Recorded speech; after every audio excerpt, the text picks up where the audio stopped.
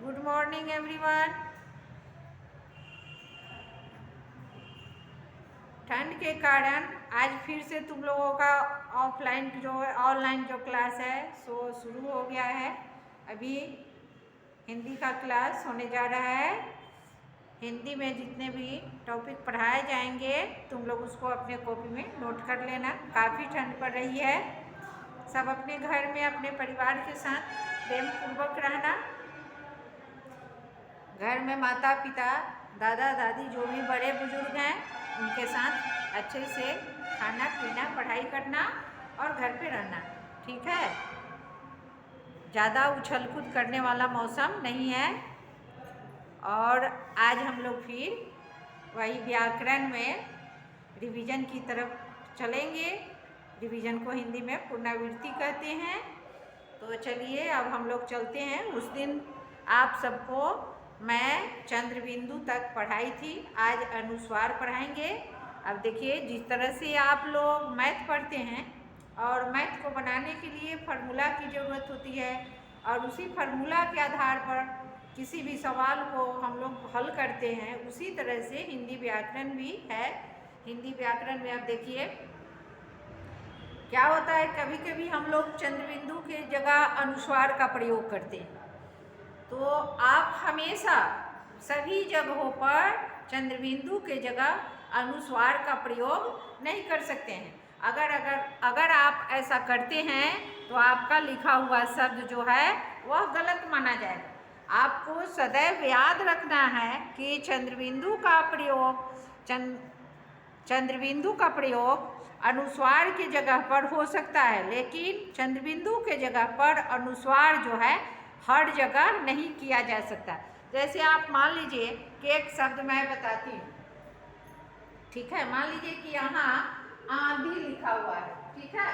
अगर यहाँ मैं लिखती हूँ आंधी ऐसे, ठीक है, तो ये आंधी जो है आपका ये अनुस्वार वाला शब्द है और ये सही भी माना जाएगा। लेकिन अगर इसी को मैं ऐसे आंधी लिखूं, क्योंकि अनुस्वार का उच्चारण संयुक्त न के लिए, आधे न के लिए होता है, तो ये आपका जो लिखा हुआ आंधी है वो क्या होगा, गलत हो जाएगा। इस तरह से फिर अनुस्वार वाला शब्द जैसे होता है संसार, ठीक है। तो ये संसार मैं लिखी हूँ ये सही है, लेकिन अब इस अनुस्वार को अगर हम ऐसे लिखें संसार तो आपका ये गलत वर्ड माना जाएगा, जिस प्रकार से इसको माना गया है, ठीक है। अब आगे हम लोग चलते हैं कि देखिए अनुस्वार लगाने का नियम क्या है। कि अनुस्वार लगाने का नियम है कि आप शब्द के शिरोरेखा के ऊपर ही आप अनुस्वार लगा सकते हैं। अगर आप इधर उधर लगाते हैं, शिरोरेखा समझते हैं, जैसे देखिए यहाँ मैंने लिखा कि ये संसार, तो संसार के ऊपर जो ये लकीर खींचा हुआ है, जो लाइन खींची हुई है, जो पंक्ति खींची हुई है, इसको हम क्या करते हैं, इसको कहते हैं शिरोरेखा। क्या कहते हैं, शिरोरेखा, यानी सिर के ऊपर रेखा, सिर के ऊपर रेखा, इसको क्या बोलते हैं, शिरोरेखा बोलते हैं।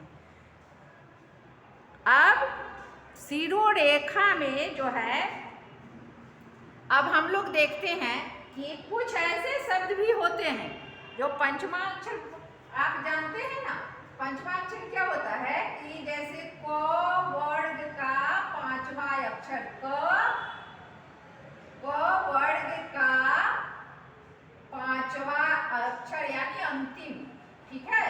यहाँ देखिए पांचवा अक्षर क्या होता है, अंग होता है। क्या होता है, अंग। इसका यानी कि हम अंतिम भी लिख सकते हैं, अंतिम वर्ड, ठीक है, अंतिम वर्ड, लास्ट वाला वर्ड अंग। समझ रहे हैं ना। अब इसी तरह से कोई शब्द जो होता है उसमें अंग आ जाता है, कोई किसी में ढ भी आ जाता है। तो इन सभी पंचमा अक्षरों का उच्चारण जो है किस ध्वनि से होती है, नासिक ध्वनि से, यानी कि नाक से होती है, ठीक है। इसको नासिक्य ध्वनि बोलते हैं। तो आप समझ गए कि अनुस्वार का उच्चारण हमारे शरीर के किस अंग से होती है? तो नासिका से होती है। समझ गए? इसको हम नासिक्य वर्ण कहते हैं। जिस वर्ण का उच्चारण नाक के से होती है, यानी नाक के द्वारा की जाती है, उसको हम नासिक्य वर्ण कहते हैं, ठीक है। तो चलिए अब इसका आप शिरोरेखा आप समझ गए। अब यहाँ देखिए अनुस्वार को किस तरह से लिखेंगे तो गलत हो जाएगा और किस तरह से लिखेंगे तो सही होगा। अब इतना तो आपको समझ में आ ही गया होगा। अब आगे चलते हैं। अब अनुस्वार लिखेंगे हम लोग, ठीक है। अब चलिए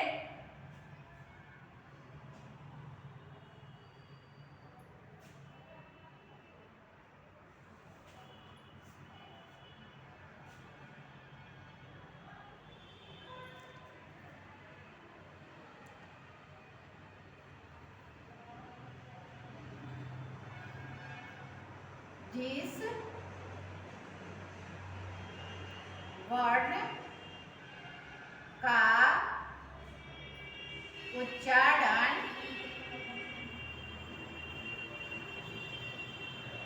नाक के द्वारा होता है,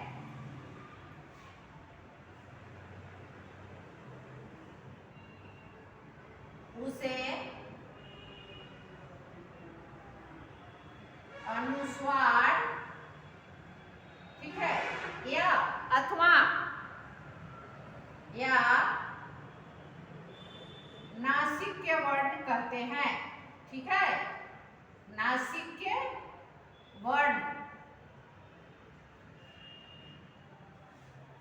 नासिक्य वर्ण कहते हैं।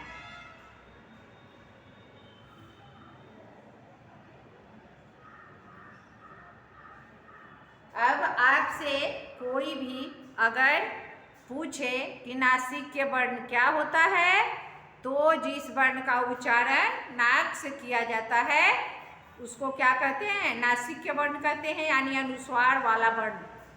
समझे?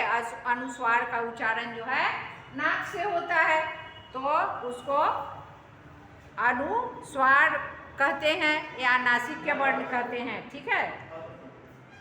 अब सवाल खड़ा होता है अनुस्वार, अनुस्वार लगाया कहाँ जाता है? तो अनुस्वार का चिन्ह शिरोरेखा पर बिंदु के रूप में लगाया जाता है।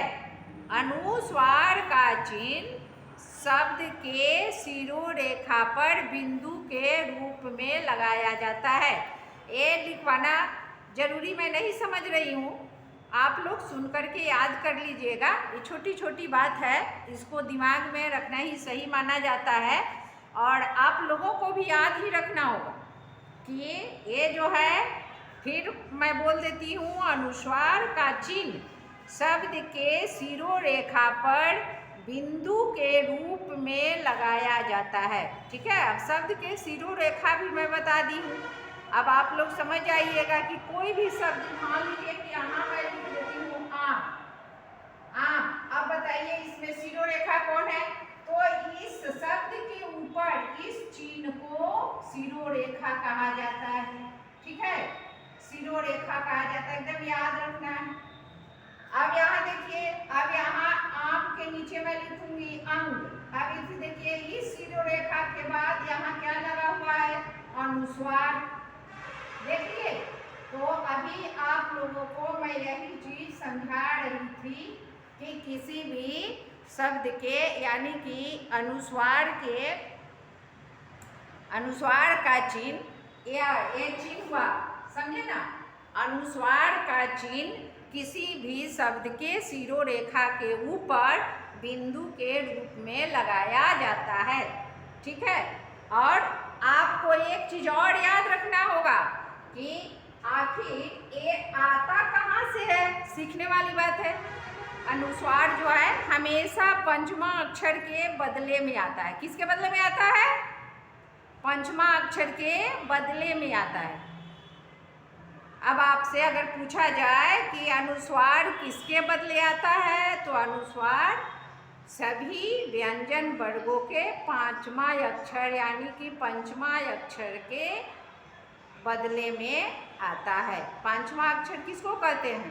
पंचमा अक्षर याद है आप लोगों को? एक क का हो गया क, वर्ग का हो गया अंग,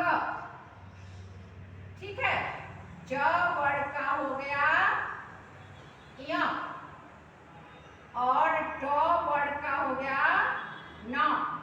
यहाँ देखिए, त वर्ग का हो गया छोटी न। यहाँ देखिए, फिर प वर्ग का हो गया म। इस पांचों को क्या कहा जाता है? इस पांचों को कहा जाता है पंचमा अक्षर। ठीक है, समझ गए आप लोग? ये क्या हुआ आपका? पांचवा अक्षर हो गया। अब चलिए, अब यहाँ हम विसर्ग पर आते हैं।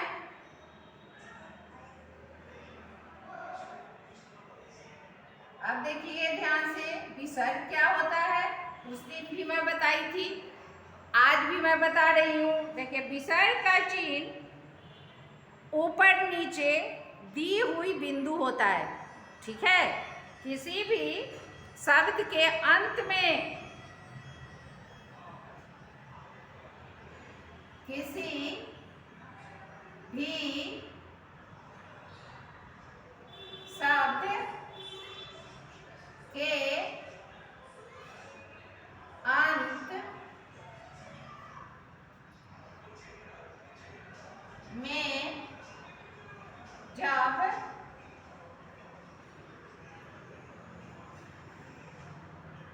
जब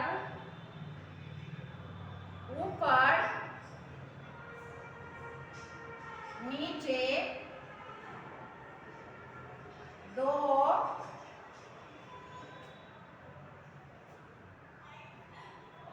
बिंदु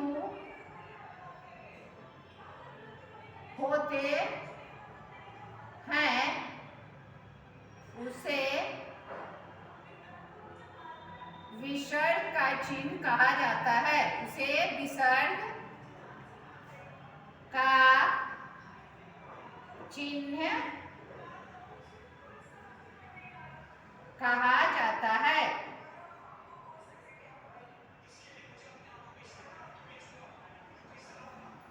मैं आशा करती हूँ कि आप लोगों को समझने में कोई कठिनाई नहीं हो रही होगी। अब आगे चलते हैं। अब देखिए, यहाँ एक उदाहरण के लिए जैसे में हम समझा देते हैं। जैसे में देखिए, यहाँ लिखाया अतः, प्रायः, पुनः, ठीक है। तीन शब्द हमने लिख दिया। अब ये जो ऊपर नीचे वो ये जो दिया हुआ है, ये आपका विसर्ग चिन्ह है। इसका उच्चारण ह वर्ण के लिए होता है। विसर्ग का उच्चारण किसके लिए होता है? ह के लिए। इसका उच्चारण क्या होता है? ह। अब इसको लिखेंगे हम। देखिए ह कैसे बन गया? अतः, ठीक है, प्रायः, फिर यहाँ आएगा पुनः, देख रहे हैं, पुनः। अब आप समझ गए कि विसर्ग के चिन्ह का उच्चारण किस वर्ण के लिए होता है? विसर्ग के चिन्ह का उच्चारण ह जैसे वर्ण के लिए किया जाता है या होता है। अब देखिए, अब चलते हैं तीसरे नंबर पर, अयोगवाह। अयोगवाह क्या होता है, इसके बारे में हम लोग जानेंगे। अब अयोगवाह क्या होता है, इसके बारे में हम लोग अच्छे से जानेंगे, क्योंकि आज इस चैप्टर को हम लोगों ने काफी पहले पढ़ा था। सेशन जब शुरू हुआ था उसी समय, ठीक है। अयोगवाह जो है, न स्वर होता है न व्यंजन होता है। अयोगवाह क्या होता है? न स्वर होता है और न व्यंजन होता है। इसका योग जो है न स्वर होता है और न व्यंजन होता है, इसलिए ये क्या कहलाते हैं? अयोगवाह कहलाते हैं। इसका योग जो है न स्वर है न व्यंजन है, इसलिए इसका नाम अयोगवाह है। अब चलिए हम लोग परिभाषा लिख लेते हैं। अब देखिए, अब पहले मौखिक समझ लीजिए फिर से कि यहाँ जो हम अनुस्वार पढ़ाए हैं, जो मैं अनुस्वार पढ़ा रही हूँ, तो अनुस्वार में क्या आपको स्वर और व्यंजन दिखाई देते हैं? नहीं ना। तो वही बस अनुस्वार और विसर्ग में कोई न स्वर है और न कोई व्यंजन एक साथ मिला हुआ है, इसलिए इन्हीं दोनों को अयोगवाह में रखा गया है। अयोगवाह की संख्या कितनी है? 2। कौन कौन? अनुस्वार और विसर्ग। अयोगवाह कितने हैं? तो 2 हैं। कौन कौन? अनुस्वार और विसर्ग। अब यहाँ चलिए लिखते जाइए आप लोग। अनुस्वार, अनुस्वार,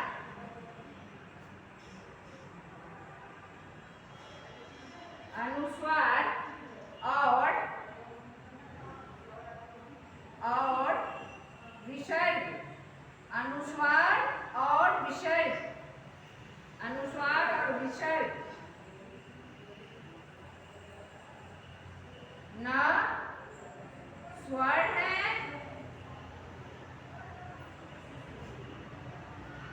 न व्यंजन।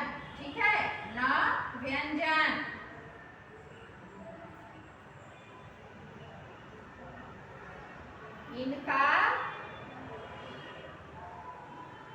इनका योग न स्वर है और न व्यंजन।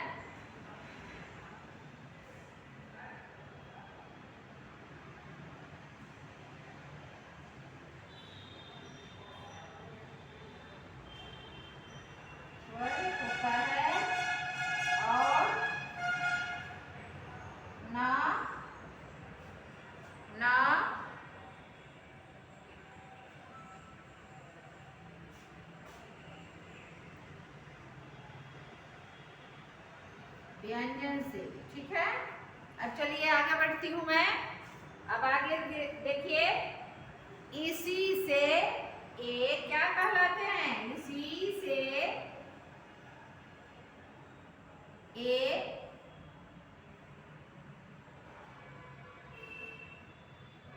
अयोगवाह कहलाते हैं।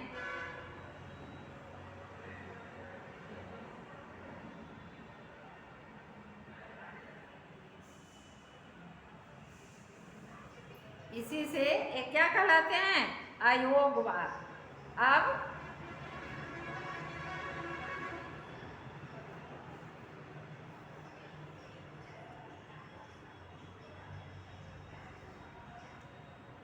अब आप लोग फिर से इसको अच्छे से सुन लीजिए। ये स्वर के आश्रय में रहते हैं। किसके आश्रय में रहते हैं? स्वर के आश्रय में रहते हैं, किंतु ये व्यंजन के समान सटते नहीं हैं। यानी कि शब्द में ये व्यंजन के समान सट करके शब्द नहीं बनाते हैं। ठीक है, व्यंजन जो है हमेशा क्या होता है? स्वर के पहले आते हैं और स्वर में सटते हैं। कोई भी शब्द हम जब लिखते हैं तो जो भी व्यंजन वर्ण आते हैं वे स्वर के साथ मिलकर के ही शब्दों का निर्माण करते हैं, और जब शब्द आपस में सटते हैं तो वाक्य का निर्माण करते हैं। और वाक्य से बड़े बड़े कहानी, ग्रंथ, कविता कुछ भी लिखा जाता है, जिसकी एक अपना मूल आधार भी होता है, और उसी के आधार पर, उसी मूल आधार के नाम पर उसका संकलन किया जाता है। जैसे उसका नाम देना, उस कहानी का शीर्षक देना, उस कविता का शीर्षक देना, ये सब जो है उसके संकलन से निर्धारित किया जाता है। अब अयोगवाह हमेशा आप लोगों को याद रखना होगा कि अयोगवाह स्वर के बाद आते हैं। अयोगवाह कब आते हैं? स्वर के बाद आते हैं और स्वर से अलग रहते हैं। कहाँ रहते हैं? वे हमेशा स्वर से अलग रहते हैं। अब चलिए, अब थोड़ा सा समझ लीजिए इसको। अब देखिए, अब यहाँ मैं आप लोगों को छोटा सा उदाहरण के साथ समझाने का प्रयास करूँगी। आप लोग समझ लीजिएगा इसको। देखिए यहाँ पे मैं लिख दी क्या? व्यंजन। ठीक है, अब यहाँ पे हो गया आपका व्यंजन। अब यहाँ ध्यान से देखिएगा, स्वर से पहले, स्वर से पहले यहाँ इसी एग्जाम्पल से, इसी उदाहरण से आप सब समझ जाइएगा। स्वर से पहले अब मान लीजिए कि यहाँ कोई भी वर्ण ले लीजिए, कोई भी वर्ण, क ख ग घ म ट प, जो मन में आए ले लीजिए। तो चलिए क ख ग ले लेती हूँ मैं। ठीक है, यहाँ ग लिख देती हूँ। अब देखिए, अब इस ग में मैं हलंत लगा दी हूँ। इसका मतलब क्या हुआ कि ग जो है पूरा नहीं है। जैसे ही इसमें हलंत लग गया, इसका मतलब क्या हुआ कि ग पूरा नहीं है। अब पूरा ग को लिखने के लिए मुझे इसमें क्या करना होगा? अ को जोड़ना होगा। अब हिंदी व्याकरण में इस जोड़ के चिन्ह को क्या कहते हैं? धान बोलते हैं। क्या बोलते हैं? धान। हिंदी और संस्कृत में इसको धान बोला जाता है, इस जोड़ के चिन्ह। ऐसे भी धन का मतलब जोड़ ही होता है। ठीक है, अब चलिए, अब इसको आप लोग ध्यान से देखिए। अब ये आपका पूरा ग बन करके क्या हुआ? तैयार हो गया। पूरा ग बन करके तैयार हो गया। अब देखिए, अब मान लीजिए कि हम इसमें इसको जोड़ते हैं। ठीक है, एक ग हो गया, जुट गया। तो यहाँ जो है, अब यहाँ आइए, यहाँ अयोगवाह देखिए कैसे बन गया। यहाँ हो गया ये अयोगवाह। ठीक है, अब यहाँ देखिए, अब यहाँ ग फिर लिखाएगा हलंत धान औ। देखिए, अब यहाँ पूरा ग हमको लिखना है, तो यहाँ जो लिखेंगे धान का चिन्ह देंगे, फिर यहाँ एक लाइन खींचेंगे, फिर अनुस्वार लगाएंगे। ठीक है, यहाँ हो गया है आपका अनुस्वार। अब अयोगवाह को दिखाना है, तो देख लीजिए यहाँ व्यंजन अलग, स्वर अलग, और उससे हट करके ये आ गया अनुस्वार। अलग हुआ ना, तो ये आपका हो गया अनुस्वार। अब यहाँ बराबर का चिन्ह देंगे, इस ग में अ को जोड़ेंगे तो पूरा ग होगा। अब उस ग में अनुस्वार लगाएंगे तो ग अनुस्वार, यहाँ देखिए गंग हो जाएगा। अब इसमें अगर गा जोड़ देते हैं तो ये एक शब्द बन जाएगा क्या? गंगा। बना? देखिए आप लोग। अब चलिए, अब इसी तरह से आप और भी शब्द बना सकते हैं। तो आज का क्लास आपका अब इतना ही रहेगा। इसको आप लोग अच्छे से पढ़ लीजिएगा। अगर कोई दिक्कत हो तो पूछिएगा फ़ोन करके, या फिर क्लास में जो भी कठिनाई हो उसको समझने का प्रयास कीजिएगा। और घर पे ठंड से बच करके रहिएगा। साइकिल वगैरह कम दौड़ाया कीजिए सड़क पर। ठीक है, आराम से खाइए, पढ़ाई कीजिए, और अपने मम्मी पापा को बोल दीजिए कि किसी समय जब भी उनको टाइम मिलता है मोबाइल दे दे, ताकि आपका काम जो है पूरा हो जाए। इस बार अगर आप लोगों की कॉपी खाली आई तो समझ जाइएगा। ठीक है, चलो बच्चों, अब आज का क्लास यहीं पे समाप्त होता है। अब फिर हम लोग कल मिलेंगे। ठीक है, अच्छे से रहिएगा, ठंड बहुत है। बाय बच्चों।